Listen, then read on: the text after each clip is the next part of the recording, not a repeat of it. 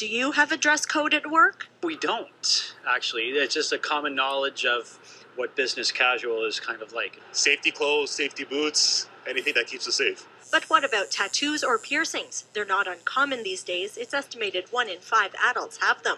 But not all workplaces want tattoos to be visible. The Ottawa Hospital recently tried to enforce a unique dress code on its staff. Covering up tattoos, removing body piercing. The lawyer for the hospital's CUPE member says there was no need for a new policy, no health or safety issues were raised, it all came down to corporate image. There was a suggestion that patients having to look at a worker with a tattoo or, perhaps some body piercing would have a negative patient outcome. The attempt was struck down by a labor arbitrator.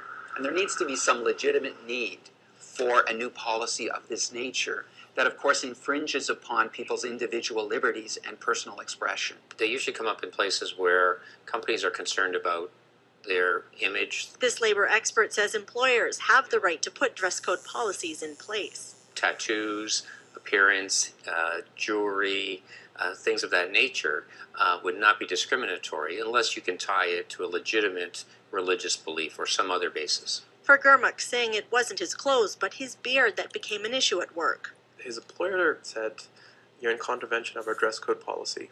And the dress code calls for a neat and tidy appearance and personal hygiene. The former limo driver for airport limousine service explained his uncut beard was part of his Sikh faith. The case was to go to the Human Rights Tribunal of Ontario, but a last-minute settlement was reached. Reinforces the idea that for aesthetic preferences, you cannot impose a dress code on workers that, request religious accommodation. But he's just glad that he was able to, stand up for his rights. Jennifer Palisoc, Global News.